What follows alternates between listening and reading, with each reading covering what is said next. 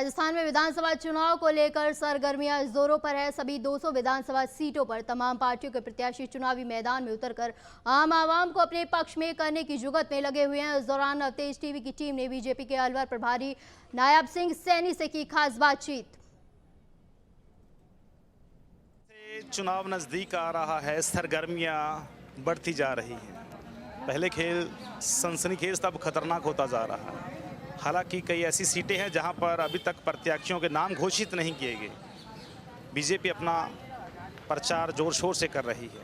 हमारे साथ में मौजूद है इस वक्त कुरुक्षेत्र हरियाणा के सांसद नायब सिंह सैनी जी, और उन्हें अलवर ज़िले का प्रभारी लगाया गया है।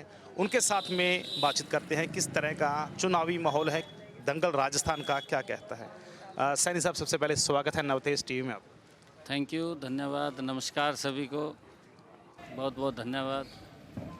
राजस्थान का दंगल क्या कह रहा है, कितनी ज़्यादा बढ़त के साथ में बीजेपी जीत पाएगी?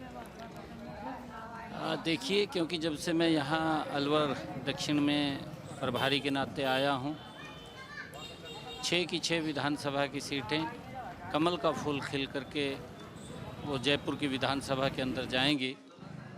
और हमारे थाना गाजी के अंदर अभी मैं बैठक लेने के लिए आया हूँ, क्योंकि लगातार बैठकों का दौर जारी है। कार्यकर्ताओं से मिल कर के एक्टिव करना और लगातार कमल के फूल के लिए खिलाने के लिए काम करना, क्योंकि पिछले 9 वर्षों में आदरणीय नरेंद्र मोदी जी ने देश को एक नया भारत बनाने का काम किया है। पहली बार गरीब तक, दूर से दूर बैठे हुए व्यक्ति तक योजनाओं का डायरेक्ट लाभ उसके खाते के अंदर पहुंचाया जा रहा है।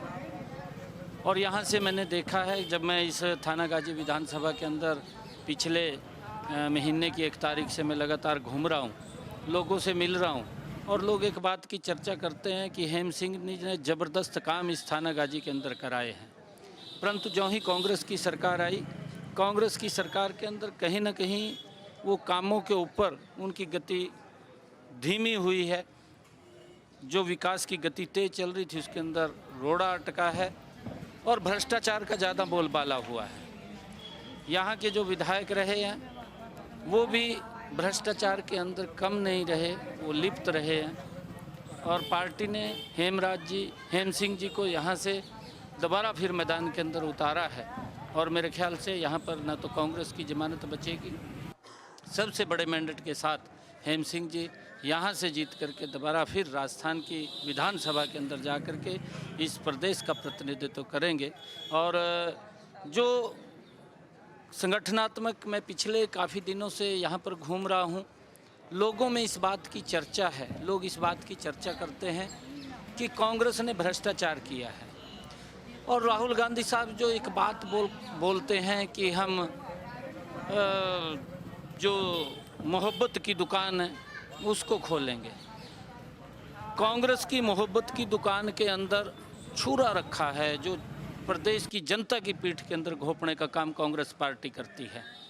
वो देखा भी है, हमारी जो सांस्कृतिक धरोहर है उसके ऊपर भी कुठाराघात करने का काम कांग्रेस पार्टी ने किया है। और प्रदेश के अंदर जो भ्रष्टाचार किया है उससे कोई छिपा नहीं है। बहुत सारे लोगों के नाम लाल डायरी के अंदर लिखे हुए हैं। जब 3 दिसंबर को रिजल्ट आ जाएंगे और भारतीय जनता पार्टी की भारी मैंडेट से सरकार बनाएगी, तो उसके बाद वो लाल डायरी खुलेगी, और उसमें शायद यहाँ थाना गाजी के विधायक का नाम भी अंकित होगा। क्योंकि बहुत सारे इस अलवर ग्रामीण के जो यहाँ से विधायक रहे हैं, जो कांग्रेस को सपोर्ट कर रहे थे, ऐसे लोगों के नाम भ्रष्टाचार के अंदर लिप्त हैं, और उन्होंने खूब लूटपाट की है। गरीब व्यक्ति तक जो योजनाएं पहुंचनी चाहिए थी, चाहे वो केंद्र की योजनाएं थी, क्योंकि केंद्र लोगों तक लाभ पहुंचा रहा था, परंतु कहीं ना कहीं प्रदेश सरकार उसके अंदर रोड़ा बनी हुई थी, और रोड़ा बन करके लोगों को वो सुविधा नहीं पहुंच रही थी। और अब ये दोबारा फिर, क्योंकि 25 नवंबर को प्रदेश के भाग्य का फैसला होना है, हम सब ने कमल के फूल को वोट डालेंगे, और यहाँ से भारी बहुमत से सरकार फिर राजस्थान की, क्योंकि लोग बोल रहे हैं। आज हर गरीब व्यक्ति, चाहे बस के अंदर बैठा है, चाहे कहीं दुकान के ऊपर है या कहीं बाजार के अंदर है, आज एक ही चर्चा है कि कांग्रेस का सफाया है, भारतीय जनता पार्टी आ रही है, बड़े बहुमत से भारतीय जनता पार्टी बनेगी और यहाँ पर कमल का फूल थानागाजी में खुलेगा और थानागाजी का विकास बड़ी गति से होगा। कांग्रेस का ये आरोप है कि बीजेपी ईडी का सहारा ले रही है, कांग्रेस नेताओं पर छापामारी चल रही है, डराने धमकाने का काम कर रही है। देखिए, जब कांग्रेस को लगता है कि हमारी हार निश्चित है, क्योंकि कांग्रेस ने झूठ बोला है, झूठ बोल करके राजनीति की है। यहाँ पर उनके युवराज ने हमारे अलवर में ही आकर के एक बात बोली थी कि हम किसान का कर्जा माफ़ कर देंगे, परंतु हम दोबारा इलेक्शन के अंदर आ गए, झूठ बोल करके सत्ता तो हासिल कर ली। और बुजुर्ग बोलते भी हैं कि काठ की अंडी एक बार चढ़ती है, बार बार नहीं चढ़ती। एक बार उन्होंने झूठ बोला और झूठ बोल करके उन्होंने सत्ता हथिया ली और उसका परिणाम ये निकला कि किसानों ने लगभग 4,500 किसानों ने आत्महत्याएं कर ली, 19,500 किसानों की ज़मीन कुड़क कर दी गई। ये कांग्रेस ने जो झूठ बोला था उसका परिणाम है और उसकी एवज के अंदर नरेंद्र मोदी जी ने लगभग 2 लाख करोड़ रुपया किसान के खाते में प्रधानमंत्री किसान सम्मान निधि से डायरेक्ट उसके पास पहुंचाने का काम किया, उसको संबल देने का काम किया, उसको भी कि वो उसके चेहरे पर खुशहाली आए, उसको लेकर के नरेंद्र मोदी जी ने काम किया।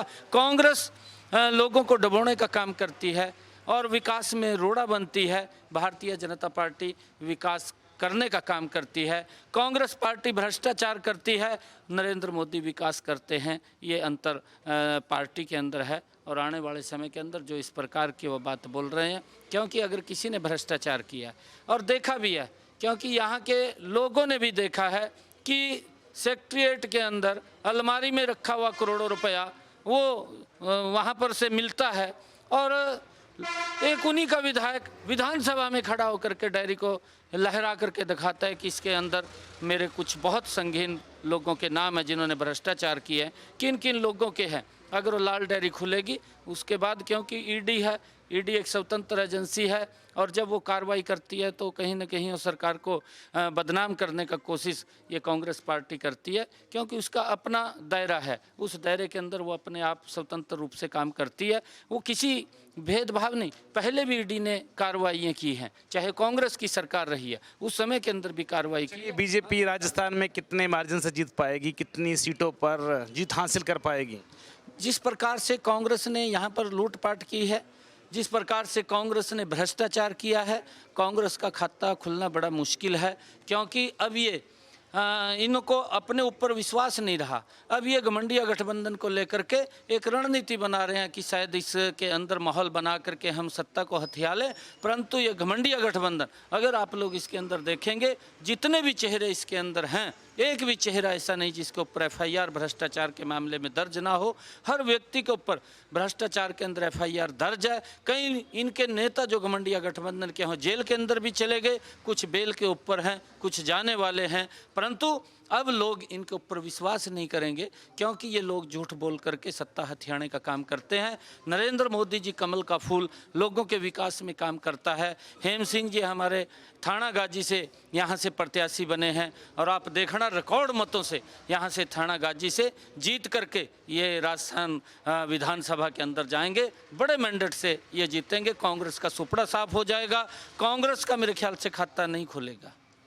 चलिए, हमारे साथ में मौजूद है कुरुक्षेत्र के सांसद नायब सिंह सैनी, जिन्होंने जीत का दावा किया है। राजस्थान चुनाव में अलवर जिले के प्रभारी बनाए गए हैं, प्रत्येक विधानसभा में भी जा रहे हैं, ग्राउंड जीरो लोगों से भी बातचीत कर रहे हैं और उनका दावा है कि हेम सिंह भड़ाना भारी मतों से जीत हासिल कर पाएंगे। तो फिलहाल चुनाव परिणाम के पश्चात में ही पता चल पाएगा किसकी जीत किसकी हार, लेकिन अभी तक कांग्रेस प्रत्याशी का चेहरा सामने नहीं आ पा रहा। तो फिलहाल देखते रहिए ऐसे ही दंगल राजस्थान का गुरमेज राणा के साथ। देश और दुनिया की हर बड़ी खबर के लिए सब्सक्राइब करें नवतेज टीवी और पल पल के अपडेट्स के लिए बेल आइकन को दबाना ना भूलें, क्योंकि आपकी खबरों का भरोसेमंद साथी है नवतेज टीवी।